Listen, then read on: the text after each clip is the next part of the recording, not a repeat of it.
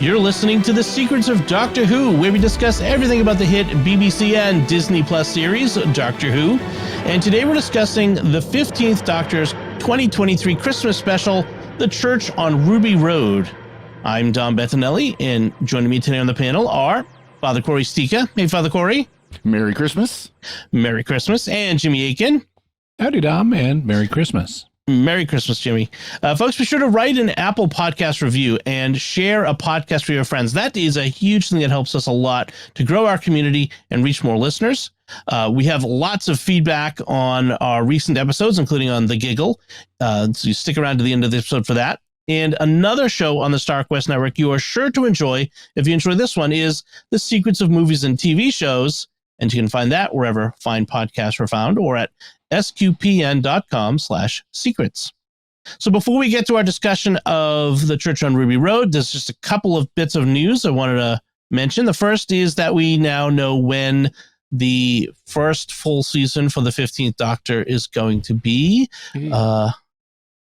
And that looks like May of 2024. I think that was official, right? All I saw at the end of the episode was spring of 2024, but which that would fit. Yeah. I thought I saw an article where they actually said May, but at least in the spring. Just April is spring. We could have, or March even. That would be nice. So there's that. And then another one that you brought to our attention, Jimmy, some sad news. What was that? The actor who played Captain Mike Yates from the Third Doctor's era has now passed on. He also, and I'm forgetting his name at the moment, but Richard Franklin. Yeah, that's right. Because it's the same as the Doctor on Babylon 5. And he also apparently played a character on Emmerdale, which I've never seen. And he also had tried being a politician, which was interesting.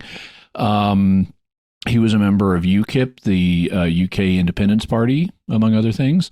And I knew him as Captain Mike Yates, though. Right. And so, sorry to hear of his passing. He also did some work for Big Finish as Mike Yates. And so there's some additional stuff, besides what you saw on the screen. And I haven't listened to that, but I'm aware of it. And so he's passed on to his reward, and everybody can say a prayer for him. And he was a traitor, but he redeemed himself in the end. Yep. Yes, he did. Yeah. He passed on Christmas Day. Yes, that's right. Yeah. May he rest in peace. Yeah, and Father Cory and I have not yet spoiled for Dom how Mike Yates is a traitor, but we'll get there soon. We're not that far away. Yeah. There's not a lot left of the Third Doctor from our stories. Awesome. So thank you for sharing that. So let's talk about the Church on Ruby Road. And Jimmy, can you give us a recap of what happens in this episode? This week, the Doctor does the classic Christmas movie, It's a Wonderful Life. We meet Ruby Sunday, a 19-year-old woman from modern-day London. So that's a super shocker for a new companion. Ruby was a foundling who was discovered years ago on Christmas Eve at a church on Ruby Road, hence her name, Ruby. She was adopted by a woman named Carla Sunday, who has fostered many children. And in December of 2023, Ruby starts having bad luck. Unknown to Ruby, all of her accidents are caused by goblins. On Christmas Eve 2023, the Sundays get a new baby to foster, a little girl named Lulabelle. But while Ruby is minding baby Lulu, goblins kidnap the baby, and start to haul her up into their magic skyship. At this point, Ruby meets the 15th Doctor, who has been secretly shadowing the goblins' activity. Together, they rescue baby Lulu from the goblin ship to keep her from being eaten by the Goblin King. The Doctor explains to Ruby that the goblins are low-level time travelers who find things tasty if they're connected with luck and coincidence. So when they discovered Lulabelle was going to be delivered to the Sundays on Christmas Eve, and that Ruby was also a foundling born on Christmas Eve, they went back in time a month. This allowed them to start causing Ruby's bad luck, weaving her into the event and making the baby more tasty. But with the baby rescued and the doctor and Ruby back at the Sunday home, they start realizing that there are even bigger coincidences, like the doctor meeting Ruby with the doctor himself being an adopted foundling who doesn't know who his true parents were. And he's here on Christmas Eve. This leads to the goblins doing something even more dramatic, and Ruby mysteriously disappears while no one is looking. The doctor then gets to see what the world would be like without George Bailey. I mean, without Ruby Sunday. Carla Sunday doesn't remember her and has led a very unhappy life, only having fostered a few children, and those only for money. The doctor deduces that the goblins went back in time to the Christmas Eve when Ruby was found and have stolen her and eaten her, altering the timeline. He swears he will fix it and goes back in time to confront the goblins. Using a pair of gravity gloves, or Mavity gloves, he pulls the goblin ship out of the sky, and the Goblin King is skewered to death on the church steeple. The ship then starts to disintegrate and vanish. The doctor catches baby Ruby and makes sure that she is found by the priest of the church. He then returns to 2023 and finds the timeline restored. However, the doctor wonders if he was the real source of the bad luck and starts to leave in the TARDIS. But before he does, Ruby deduces that the doctor himself must be a time traveler. She goes outside to find him, and a neighbor woman, Mrs. Flood, helpfully points her towards the TARDIS and wishes her, "Good luck, Ruby."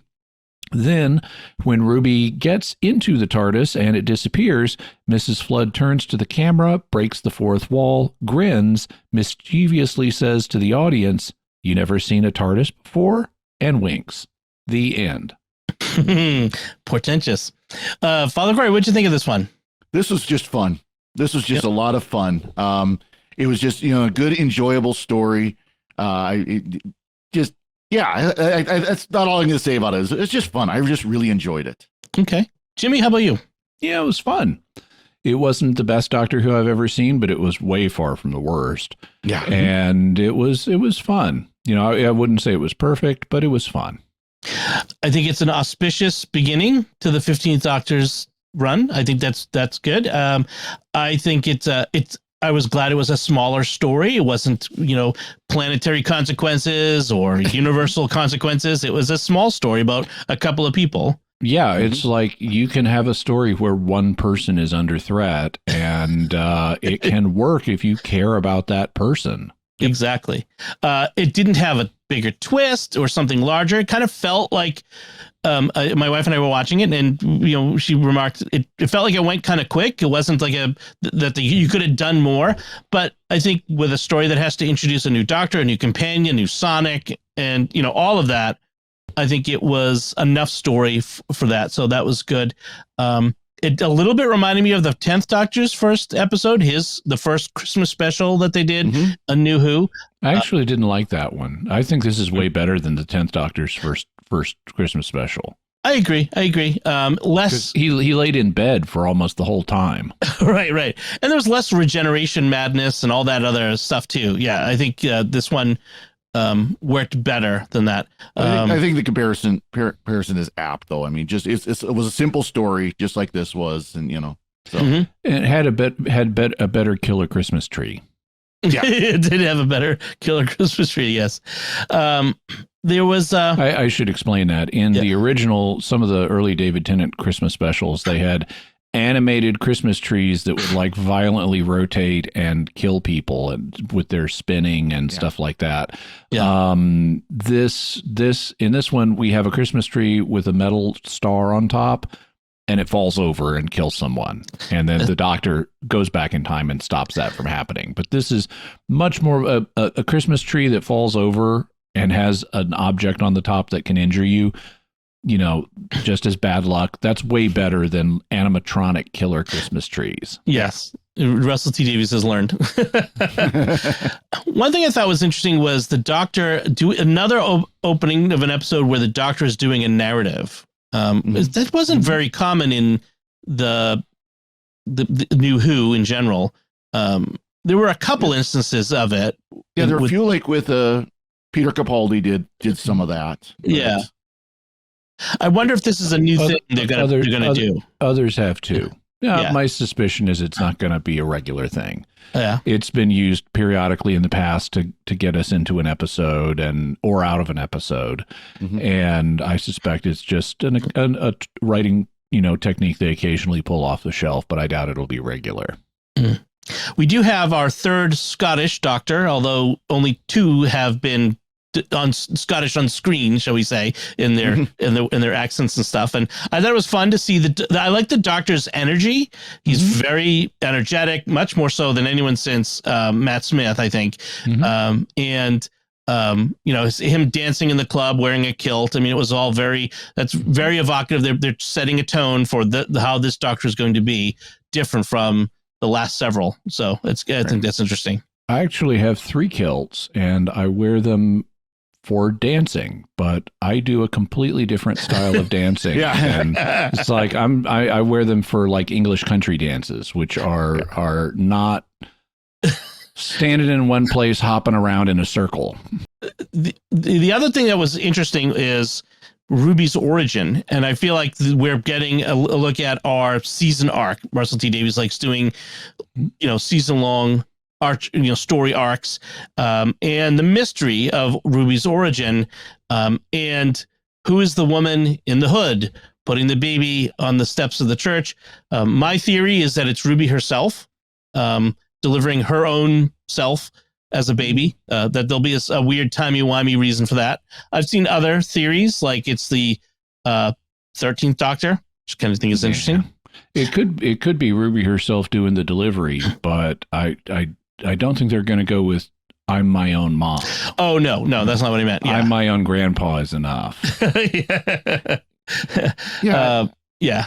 I don't know. I don't know if I'm up for that. She seemed a little bit tall to be Ruby herself, but because Ruby's fairly short. But I don't know. I have a feeling it's somebody we don't know yet, because of course we got a whole season coming up to introduce. So I'm not ready to kind of make any predictions yet. Yeah, my suspicion is it's a new character. They also in the there's another actress, someone other than Millie Gibson, credited with playing that role. Which could be misdirection because they do that. But I'm suspecting it's a new character. Okay. I also to say one of my in-episode predictions was quickly dashed. I thought that the baby that they were going to be getting to foster on Christmas Eve was going to be Ruby herself, who would be delivered to the past to grow up then. That was quickly dashed because clearly the baby Lulabelle is of a different race than Ruby. So that was clearly not correct there. I love that where they find out her name. Oh, what a horrible name. What a terrible name you have. And the doctor loves it. The doctor thinks it's awesome. And the Sundays never mention to the doctor they think it's a terrible name, and the doctor never mentions to them he thinks it's a wonderful name. Right. Yeah. Speaking of names, my in my head I keep calling her Ruby Tuesday. Like, and I do know that at some point in this season you need to break that habit, Dom, and say goodbye, Ruby Tuesday. That's right. They do meet the Beatles, I think, this season. They do, yeah. That might come up, but not the Rolling Stones. But right. Oh, that's right. That's a whole different thing. So I think they also did a very clever thing with the introduction of the Sonic with the cop. I thought that was a clever way to have that come out. Yeah, I like this moment so there's a moment early on in the story where the doctor has been shadowing the goblins and all the mishaps that the goblins have been causing.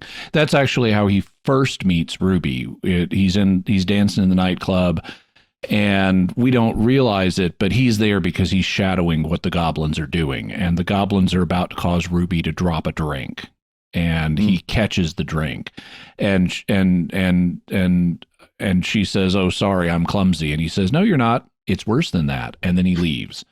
And he's shadowing the goblins as they're trying to pull down this giant Santa Claus balloon sculpture thing off of a building. Or snowman. Yeah. Sorry. It's got like framing of some kind under the fabric, so it could hurt someone if the frame fell on you. And actually the head pops off of it and falls on the doctor, but he's okay. He's inside of it. It's kind of a Buster Keaton moment. And a cop sees this and says, I got to report this. And the doctor takes charge of the interview and says, okay, name the doctor, residence, that blue box over there, purpose, I'm just passing through, and he deals with it very quickly. You missed the best part, though. Name the doctor, occupation, not a doctor. Yes, that's right. Yeah. Yeah. True. That is the best part.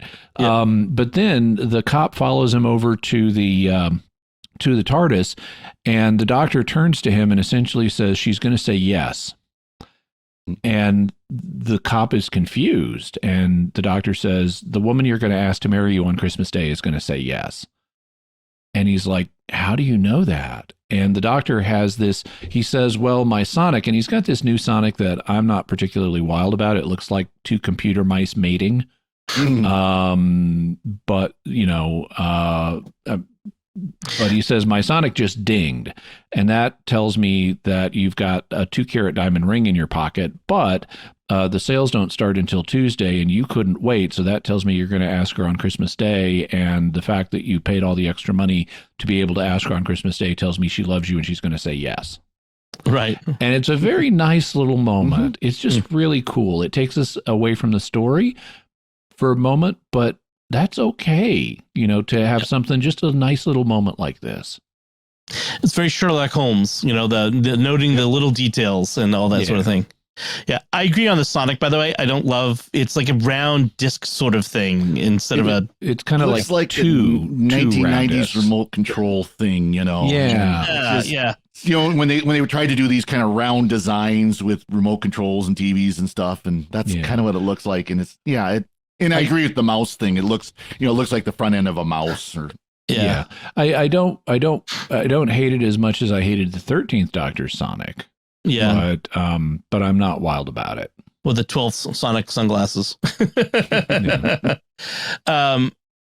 So let's talk about the goblins, and because I think this is Russell T Davies introducing his new concept with Doctor Who, which is it's going to be more fairy tale, less science fiction, because these goblins they're not aliens, they're not, I don't know what, they're just sort of magical. In fact, someone calls them magic, and the doctor says, "Oh, magic is just a science you don't understand," or something along those lines. Yeah, he says it's another aspect of physics that he's getting to learn about. Right. I mean, they're kind of cryptids, you might say. They're Earth creatures. Yeah. Are they? Or I don't know if they're Earth creatures or not. If they are, they're cryptoterrestrials, but I don't know that they're native to Earth. Right. Yeah, as it really said, they really didn't say that they were aliens or anything like that. Just. But I got a very definitely got a Labyrinth feel for especially the scenes up in the ship. The David Bowie movie. Yeah. David Bowie movie. Yep. Yeah. Yeah.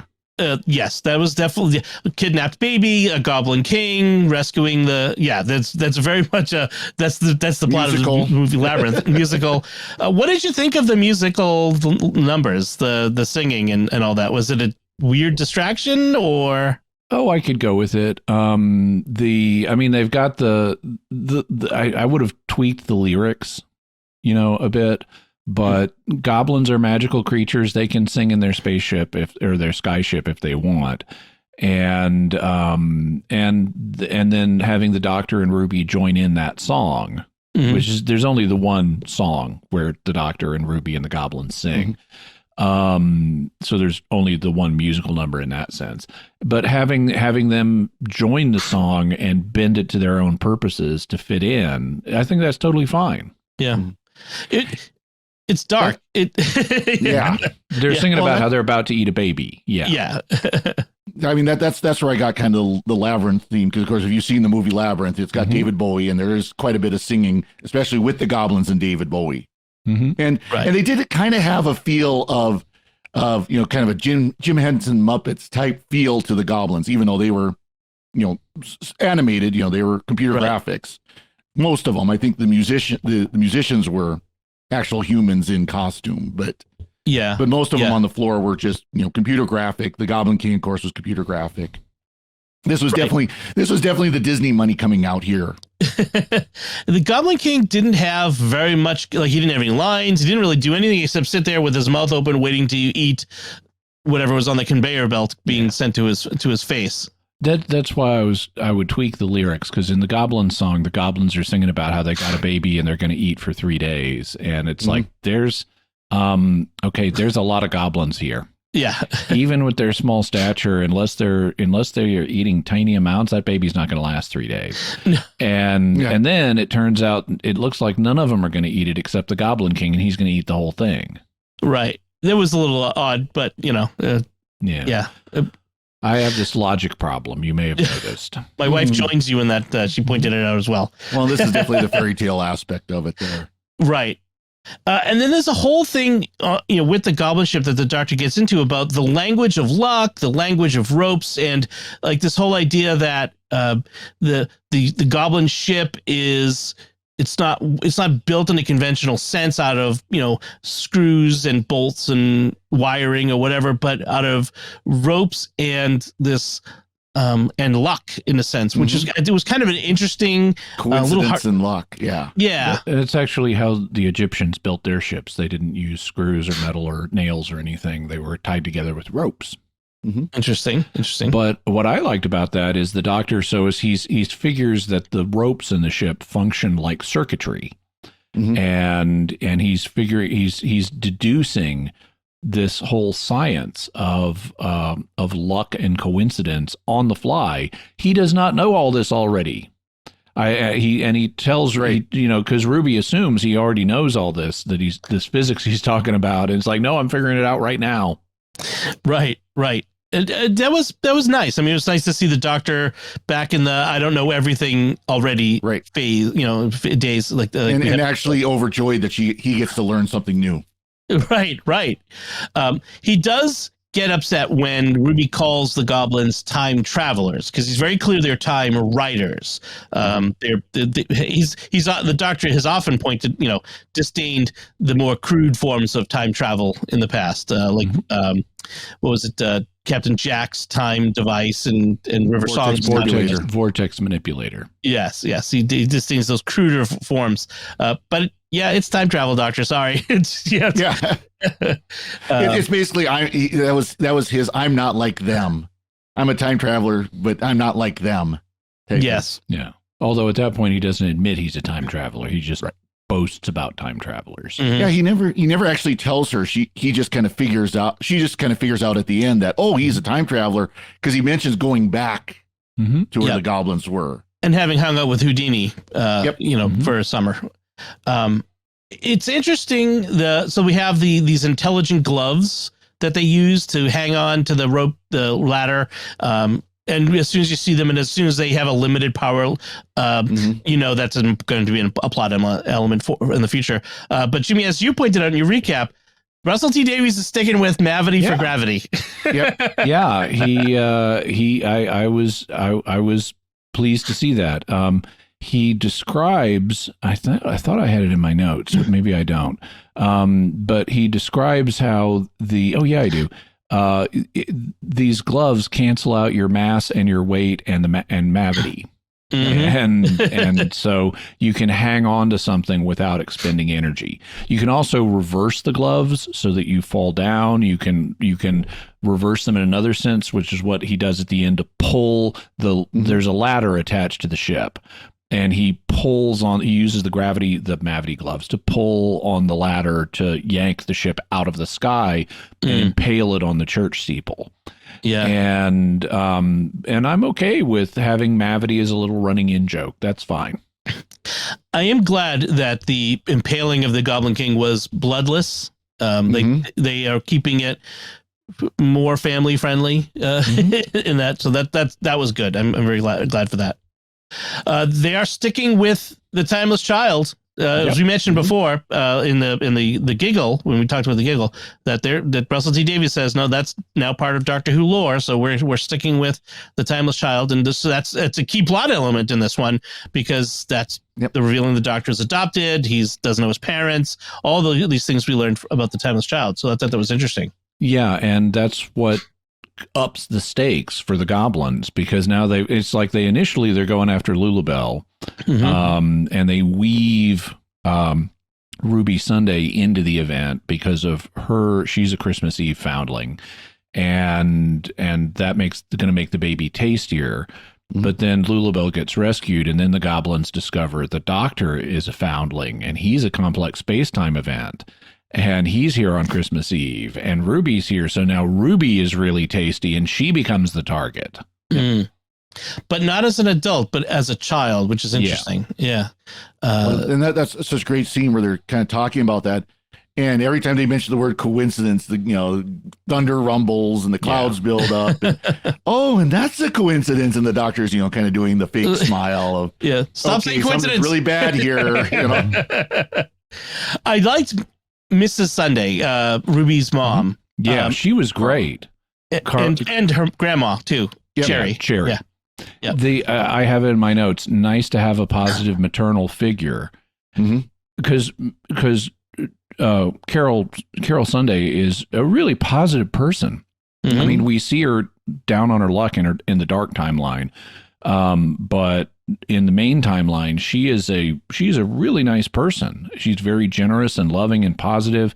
I don't need to be told repeatedly that she's amazing, but she's a very positive figure. And after Jackie Tyler and Martha's mom and Donna's mom and Bill's mom. Yeah. I'm ready to have a positive maternal figure in the show. Right. Not just a positive maternal figure, but one that gives of herself so much that she's fostered 33 children over the course of like 20 years. Yes. I mean, just amazing. Yeah. So I really like Carol Sunday. Yeah. She's great. Such a positive, pro-family, I heard some of our listeners on our Discord pointed out a pro-life message. I mean, this is about how wonderful babies are, how wonderful family is. I mean, these are positive messages. And in the dark scene, the doctor even mentions all those lives lost. Yes, right. Those children that she didn't foster, because she only fostered like 5 or 6 at that point in the dark scene. Right. And how it affected her not being, if she didn't give love, it affected her negatively as well. And that is such a fascinating, true statement is love makes us better people to love others. And it also affected Cherry as well, the grandmother. The grandmother too, right? Because she was crotchety, but she was full of energy in the regular timeline. But when the dark timeline, she was just depressed. She just wants a cup of tea. Yeah, well, that's in the main timeline. In the darkest timeline, she's just laying there being miserable. Yep. But and so early on, there's a setup line, which I took note of, where Carol says to Ruby, "I don't know who I'd be if I hadn't raised you." But they then show us who she would be if she hadn't raised Ruby, and having to give love to someone, and having to give love to Ruby specifically over a long period of time instead of quickie get 800 pounds to foster a child for a month or something. But bonding with Ruby and raising her as her daughter and adopting her, that brought out character in Carol and made her a more loving person, and that had ripple effects, to all those other kids who got fostered and to Cherry Sunday. And so we do see how Ruby had a notable, it's just like George Bailey and It's a Wonderful Life. Yes, we have this fascinating web of people that we touch. I want to talk about Mrs. Flood last of all, but before we get to that, I do want to note that Everybody Lives, including Davina McCall, the host of the show where people find their genealogy and find their roots and that sort of thing. But so let's talk about her for a minute. She's the host of a TV show that does DNA studies on people to try to connect them to their birth parents. People like Ruby who've been adopted. And for that to work, they or some of their relatives have to be in a DNA database. And so this is just how we found the Golden State Killer. Go listen to the episode of Jimmy Akin's Mysterious World, How We Caught the Golden State Killer. Right. So early on, at the beginning of the episode, we see Ruby appearing on her show. And they explain what they're going to try to do with the DNA, and they say there are no guarantees and so forth. And then she gets a call from Ruby, or Ruby gets a call from Davina McCall, like on Christmas Eve. And she does two things in the phone call. The first thing she does is she gives Ruby the bad news that they have no record of any relatives in any DNA database. Okay, this is the kind of news you don't deliver on Christmas Eve. On her birthday and Christmas Eve, yes. Which is also her birthday. Yeah. It's just like, Davita McCall, this is a boneheaded move. But they do it to make the show work. In real life, you would never deliver this kind of news this way. It's a really rude and caddish thing to do. Then she goes all in on the caddishness by saying, have you been having a lot of accidents lately? And it turns out Ruby has, and so has Davita. But it kind of comes out of the blue, and it's sort of bad form to ask this question this way. But I understand she's desperate at this point. And so they have a little bit of desperation bonding about how do we make this stop.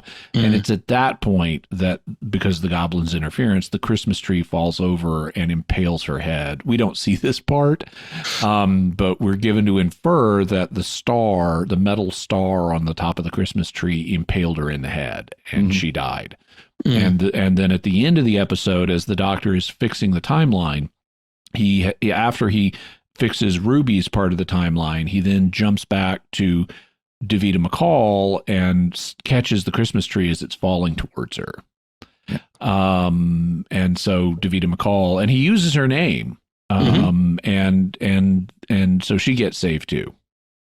And she had such bad luck that she was literally in a wheelchair with her foot in a cast and her arm in a sling. When the tree fell on her. Should mention that Davina McCall is playing herself. She's actually a presenter, TV presenter in Britain. She was one of the original for Big Brother, the British version of Big Brother. Well, that would explain why she's such a cad. Yeah. Well, she's also Order of the British Empire, so she must have done something right as a presenter. So, but yeah, so that she's playing herself in this. Oh, I didn't realize. Okay, cool. Well, that would explain why the doctor who knew who she was. She was apparently mentioned in the first season 9th Doctor story, Bad Wolf. I don't think she appears, but she's name checked according to the TARDIS wiki. So yeah, that's funny.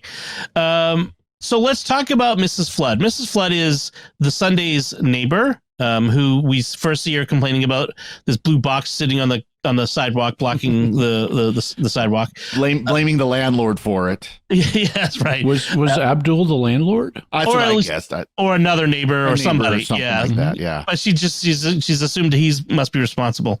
But Jimmy, as you said in the recap, at the very end, she sees the doctor, she sees the TARDIS dematerialize. So she's aware that it is something unusual. And then we see her next sitting in her chair on her front, sort of her front stoop, in front of her front door, watching the doctor run out and in and Ruby. And we get this moment where you mentioned, she tells Ruby to go to the TARDIS, to go inside. And we get the whole, it's bigger on the inside moment. And then, which Ruby never says. She acts out her amazement. Yes, right. And then she tells Ruby good luck, which is interesting. Like, what does she know? And then, as you mentioned, she breaks the fourth wall at the end and says, "What, you've never seen a TARDIS before?" So she knows what a TARDIS is. So Jimmy, what's you said to me you might have a theory about what's going on here. Well, sure. So fandom has been a Twitter about this, and there's all kinds of speculation about who Mrs. Flood might be. I will name the possibilities, and then I will tell you my theory. First theory: she's the one who waits because she spends a lot of time that the toy maker referred to and ran from, because for most of the episode she's sitting there on her porch waiting. Possible theory number 2, she's the boss that Beep the Meep referred to. Theory number 3, she's Susan. Theory number 4, she is a relative of Ruby's, possibly her mother or grandmother. Next theory, she's Tectayun. Next theory, she's the Master. Next theory, she's the Rani. Next theory, she's the meddling monk. Next theory, she's a relative of Amy Pond, because Amy Pond and River Song, Mrs. Flood, maybe she's a member of that clan. I don't think she's any of those things. I think the fans are overreading here. I mean, I could be wrong. She could turn out to be someone we've met before like that, or someone that's been set up before, like the one who waits. But I don't think that's the case. If you look, and I went back and I rewatched all of her parts of this episode to see what happened in them, and she has a story arc in this episode as a character. She starts as this neighbor lady who is friendly with Ruby, but is having a dispute with Abdul, who I took to be a neighbor, who she says never liked her, and she's complaining about the TARDIS, which she identifies as a police box because Ruby asks what it is, and she says it's a police box. I haven't seen one on London streets in 50 years. So that suggests she's at least taking the data at face value, she's a long-term resident of London who's been here for over 50 years, knows what a police box is, and thinks the TARDIS is a police box. The next time we see her, it's when the Doctor is running to the TARDIS to go back into the past to fix Ruby's element of the timeline. He hops in the TARDIS, it disappears, and in the background, coming up the sidewalk, we see Mrs. Flood returning from shopping. She's got a couple of shopping bags. She drops the shopping bags and stares at the disappearing TARDIS in amazement. So it's like she didn't expect the police box to do that.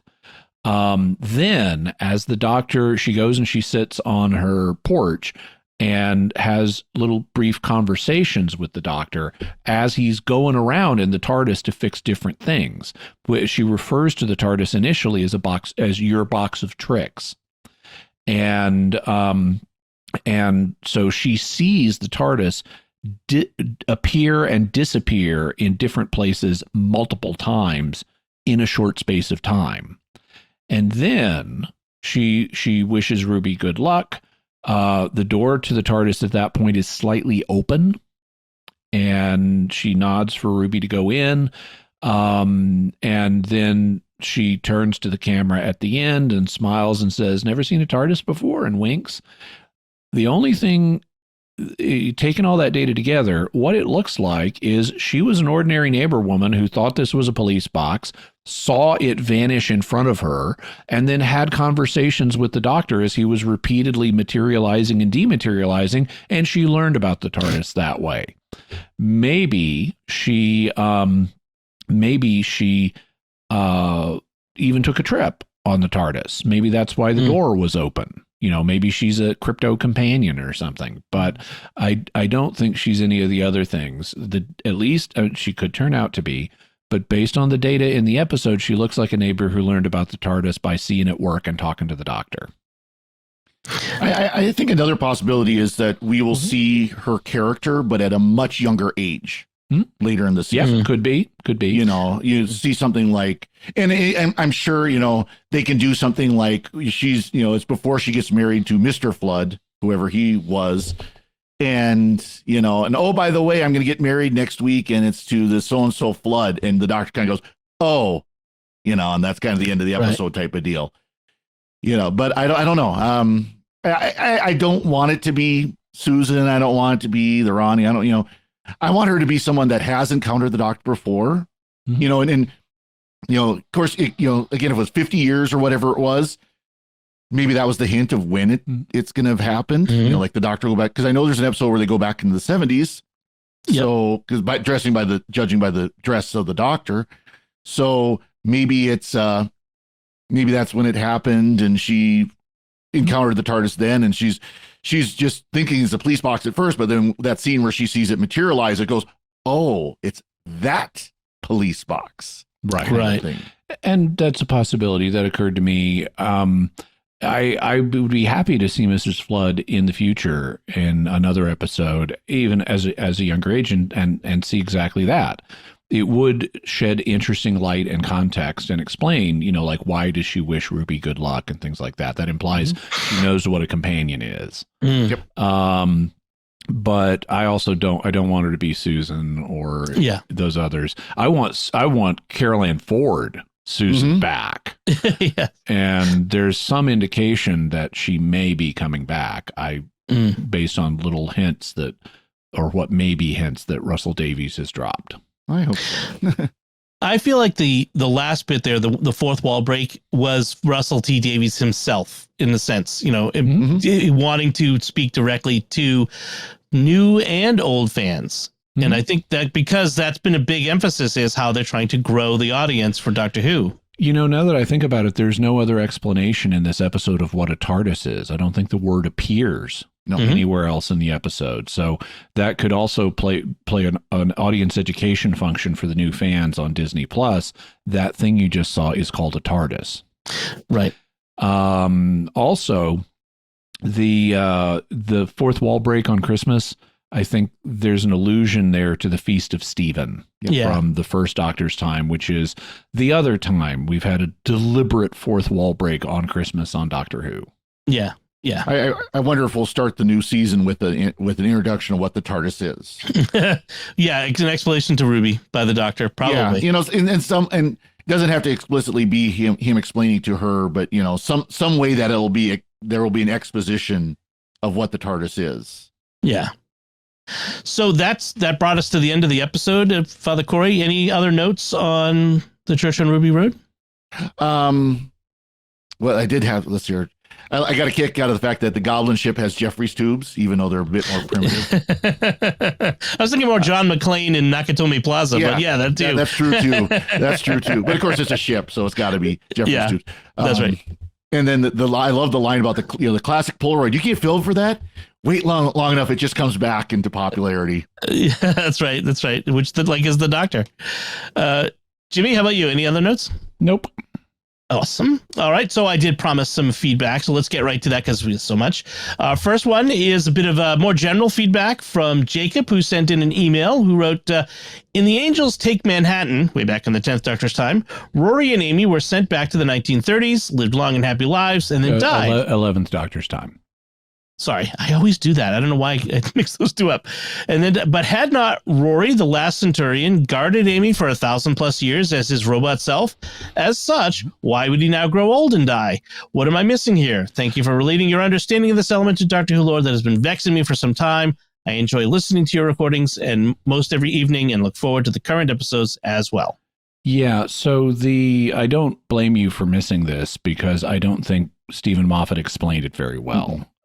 But apparently my understanding of what happened is when Rory came back after being erased from history by the cracks in time, he came back as an Auton. But when they rebooted the universe in the Big Bang, he became a human again. And so he has memories of having been an Auton Roman centurion who guarded the Amy in the Pandorica for 2,000 years, but now he's back to being a human again. Yeah. This was actually my confusion, which you helped me clear up when we talked about it at the time. So yes, it's easy to get confused about that. Yeah. Our next feedback is on our discussion of Hellbent, which was our last episode. Jennifer wrote in via email, like I said before, there's a fairy tale theme going on here. This time it's Beauty and the Beast Part 2 with Clara. But who is the Beast? She does call the Time Lords monsters, and her diner girl dress looks like Belle's dress from the animated Disney film. This is the weirdest Doctor Who season finale I've ever seen, and that ending is so annoyingly lame. Also, I don't like Ashildr. I don't like her attitude. I don't like her makeup or the way her hair is styled. I just do not like her. She looks like a witch. I did enjoy Heaven Sent with its solitary feel and the Grimm's story about Grimm's fairy tale story about the mountain and the bird. But this episode's so stupid. If the writers want to return to Gallifrey, that's great. Can they at least do it in a way that is more dignified or more satisfying? As always, I love the podcast. I was almost expecting to hear, I do not like her, Sam, I am. I know. I was thinking. I was thinking green eggs and ham too. It doesn't really occur to me to dislike her makeup or the way she fixes her hair, but I agree. I don't like Ishildur either. And Dom, you said this before, so I got to say it. How do we know she's a witch? Turn me to a newt. Throw her into the pond. Yeah. What else floats? A duck. She way more than a pebble. Always good to quote Monty Python. What Brett. else? What else floats in water? Churches. Oh, man. Brett sent in this email. So the doctor forgot Clara in Hellbent, and yet he seems to remember her completely when the toy maker mentions her death. I know it was mentioned that the doctor could piece things together from the missing parts of his memory, but he seems to completely remember her when talking about her death in the toy maker episode. I don't like character forgets person/event stories anyway, since it should in theory destroy a lot of a person's character arc, but at least stick with it. My understanding from the end of Hellbent is that the doctor remembers that Clara existed, and he remembers his adventures with her, but he can't remember the details of what she looked like or how her voice sounded or things like that. So he can't identify her. It's like when you lose a loved one, if you don't have video recordings of them, you can or photographs, you can forget the details of their face or their mannerisms or their vocal inflections. And so I think he remembers factually what happened with Clara. He would have to, with all the things that went on between the 11th and 12th Doctor. Right. Like he wouldn't remember Missy at all when he got to the season with Bill, if that were the case. It was like the Daleks, where the Doctor got erased from the Daleks database, as they recreated him from the gaps he left. Right. And this is the same thing here. And of course, at the end of Twice Upon a Time, he does remember her. He remembers who she is and what she looks like and everything. Right. That does get restored. Yeah. I was also going to mention the Doctor's memory is just inconsistent. Different doctors remember different things. Yep. All right. So let's talk about our feedback from The Giggle. Jason wrote in on our YouTube. I was against the idea of bringing back David Tennant because of what that does to Jodie Whittaker. People will keep comparing Ncuti Gatwa to David Tennant, which will do Ncuti a disservice. Do you guys think it's a disservice? Well, it depends on how good Ncuti is. I mean, David Tennant is a beloved Doctor, but fans can be critical of David Tennant, and Russell T Davies has at least said things about Ncuti Gatwa that make it sound like he thinks Ncuti's going to knock it out of the park. So it's kind of a gamble. Of will he be able to be as beloved as David was? On the other hand, I can't really blame Russell T Davies for bringing David back. Number one, you needed to do the 60th anniversary specials, and that would be really hard with a brand new Doctor. So how do you celebrate the show when the Doctor 60 years of the show when the Doctor is someone we've never met before? So they needed to bring back at least one old Doctor. They classically have brought back multiple old Doctors, but I understand the reasons for not doing that. So they brought back just one old Doctor, as David Tennant, as the celebratory 60th anniversary Doctor. And frankly, I don't care that it makes Jodie look bad in comparison, because Jodie was bad in comparison, and I'd rather watch good Doctors than mediocre at best Doctors. So I guess those are my thoughts. I guess that would be like saying, how could he cast Sylvester McCoy? He would make Colin Baker look so bad. No, Colin Baker made Colin Baker look so bad. And the writers of the Colin Baker. And the writers at the time.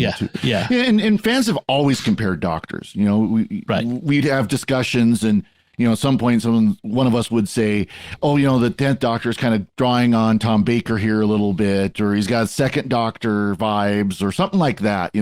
That's always kind of been a part of with the as the regenerations have gone on. We compare them to other Doctors. That's what fans do.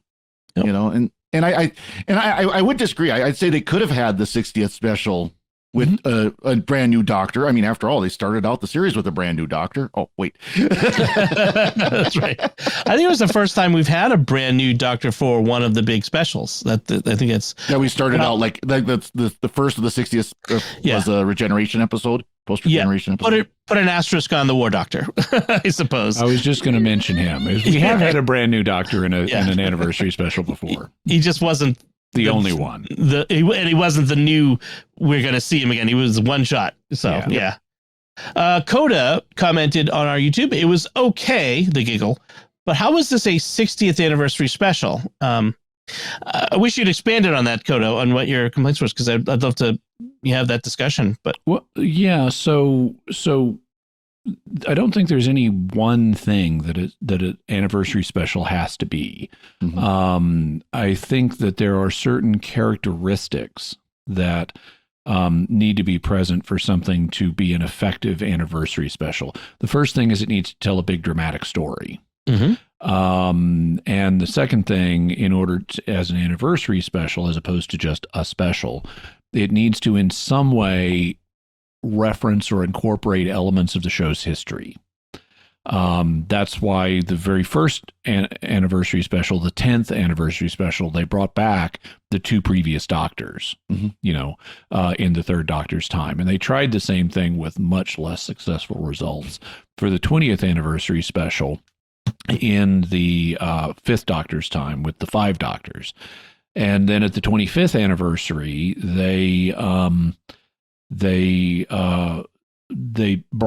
didn't bring back old Doctors, but they brought back a classic villain, the Cybermen. Mm-hmm.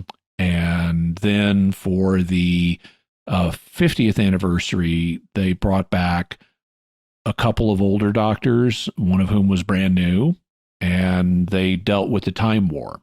So it was a big story. And so I think that really all you need is for an anniversary special is it needs to be a big dramatic story, and it needs to incorporate elements of the show's past.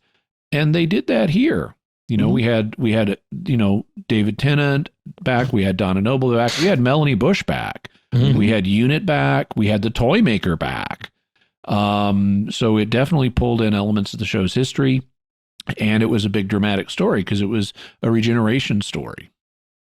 Well, and in the first of the specials, they brought back a classic enemy that from comics and mm-hmm. other mm-hmm. formats, yep. And so again, that's doing kind of that too, bringing them back. So, and I know I said when we talked about this episode, it's the specials don't need to be these big, super, lots of explosions and all that kind of stuff. There was plenty of that in the giggle, but there doesn't really need to be that. Just a good story is a big part of it. Nathan on our YouTube writes, Jimmy's pipe holder on his table looks like a version of the TARDIS console. Are you sure it's not? If you're all watching our video on our YouTube channel, you can see it for yourself. I have the roundels in my room set to invisible. There's a perception filter. Yeah. Scholastico on our Discord writes, when they revealed that Stooky Bill was in every screen ever since the invention of television, they implied that he got there through visual transmissions. Since images since then get transmitted one way or another into the air or ether, they immediately go to any screen they could find thanks to the Toymaker. I think it's a brilliant reveal that comments on the history of mass media. Okay. Yep. Dictibus non est disputandum. I mean, I'm happy that you appreciated it. I respect your opinion. I thought they didn't explain it clearly enough. They did provide an explanation, but it went by so fast that I think they could have, thinking from a writing perspective, I think they could have conveyed that information a bit better. Yeah. Ted writes. That's just my view. Yep. Ted writes via email, I enjoyed Giggle and the 3 specials with David Tennant and with RTD as the showrunner. I think they were in for some good stories with 15. There was discussion about Neil Patrick Harris playing multiple villain roles. I think that the reason he is so real as a villain is that we first meet him, or at least those of us of a certain age, as Doogie Howser, and the contrast between the young innocent character and the adult villain is effective. Could you say that Doogie Howser's Doctor was a teenage version of the Doctor in a different timeline? Sure. The explanation of the multi-generational doctor shed some light on the reasoning behind the ending. On first view of the episode, I hated the ending, but with the explanation that was given, it makes sense. With 10/14 living in suburbia and with his own TARDIS, this could open future adventures for the 14th Doctor. With Disney now involved, they may exploit the possibility of multiple Doctor Who series, which could be good, but it opens the possibility of oversaturation.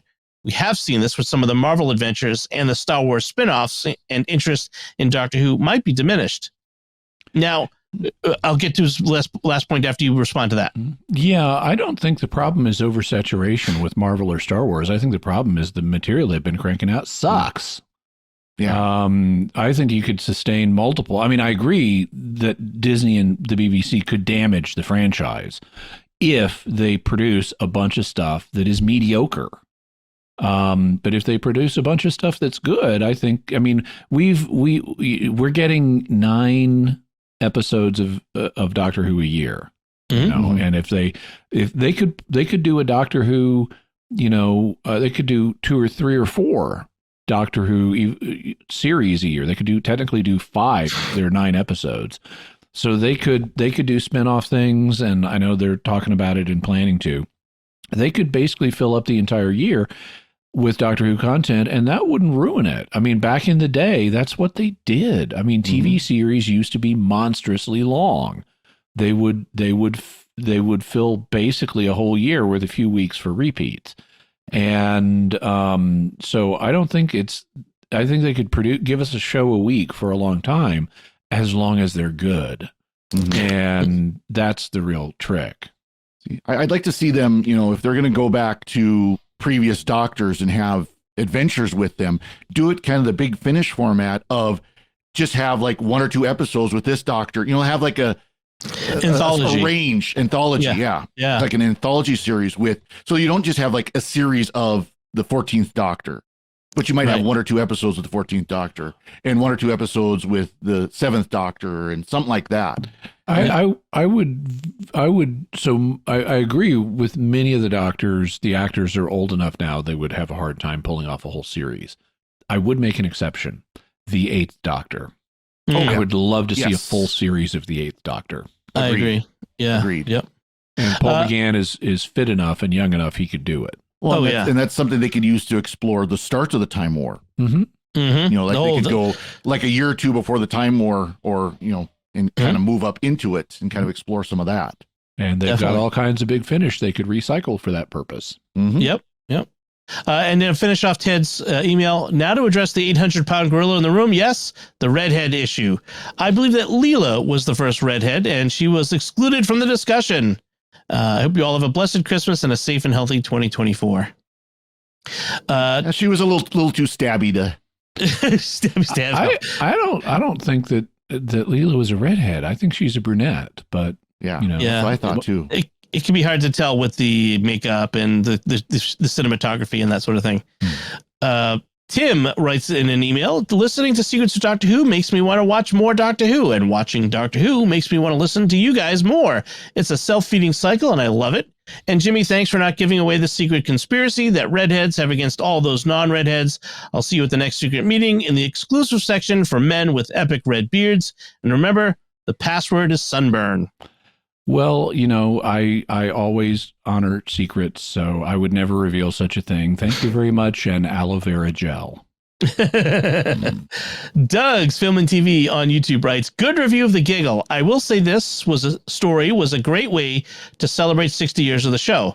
I love Neil Patrick Harris as the Toymaker, and I could see him play the Joker. My question is, who do you think is the one who is waiting? I know that Harbo Holmes said that the one who is waiting could be Fenric, and Fenric has played the Doctor before. I don't know who the one who waits is going to be. I suspect it may be a new character. I tend not to. I know fans really like to speculate about who might be returning, and predictions that I see on like YouTube commentators are almost always wrong. Yep. And writers, I know Russell T Davies right now is in a introduce new villains mode. because they don't want the series, and he's doing the same thing he did in 2005 to a significant extent. They don't want to burden. They're trying to bring in a new audience. They don't want to burden them initially with, so who are the Daleks and who are the Cybermen and who is the Master and all that kind of stuff. So I would suspect that the one who waits is likely to be new. I could be wrong, but that's what I would suspect. Incidentally, so I don't know about seeing Neil Patrick Harris as the Joker, but and I was also going to say in response to our previous correspondent, yes, I remember Doogie Howser, MD. Which was Neil Patrick Harris's kind of breakthrough series where he played a doctor in his like early teens. Yep. Who was meant to be like a child prodigy that raced through college and medical school. And so I remember him from that, but I've also seen him. I was going to say Neil Patrick Harris plays such good villains because he's evil. Yeah. Not that I know that, but I have seen him play villains before, and he does it very well. He's a villain, and he plays a kind of villain that can be vulnerable, which is really good.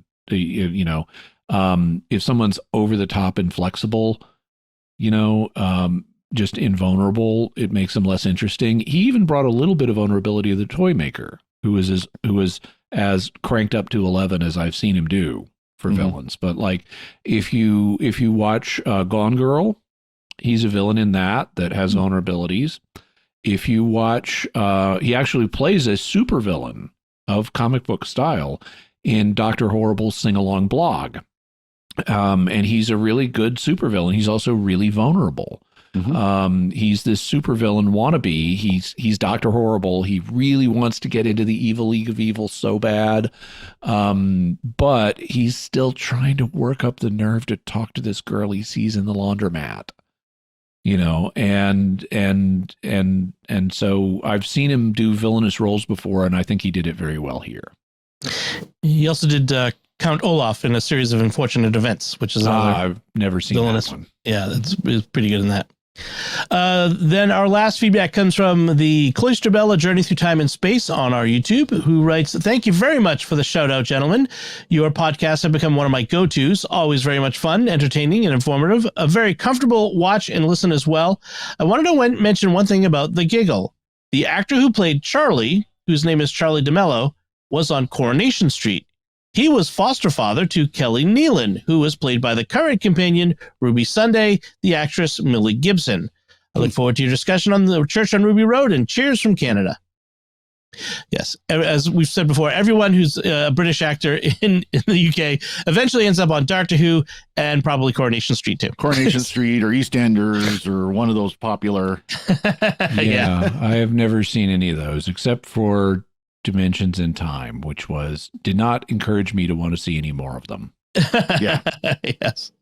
All right. That is all of our feedback. Thank you all so much. As we begin to wrap things up, we want to take a moment to thank our patrons who make it possible for us to create The Secrets of Doctor Who, including Cheryl G, Corey N, Aaron V, Thomas S, and Paul R. Their generous donations at sqpn.com/give make it possible for us to continue The Secrets of Doctor Who and all the shows at StarQuest, and you can join them by visiting sqpn.com/give. So that's it from us. We'd love to know what you thought of The Church on Ruby Road. You can let us know by commenting on the show at sqpn.com or the Secrets of Doctor Who Facebook page. Send an email to drwho@sqpn.com or visit the StarQuest Discord community at sqpn.com/discord. Or you can watch The Secrets of Doctor Who on our YouTube channel at youtube.com/StarQuestMedia, where you should, of course, click the like button and subscribe. We'll be back next time where we'll be discussing the 6th Doctor Big Finish story, The Ratings War, featuring Beat the Meep. Until then, Jimmy Akin, thank you for joining me and sharing The Secrets of Doctor Who. Thanks, Dom. Father Cory Sticha, thank you as well. Get on, and Merry Christmas and Happy New Year to everyone out there. And once again, I'm Dom Bettinelli. Thank you for listening to The Secrets of Doctor Who on StarQuest. And remember,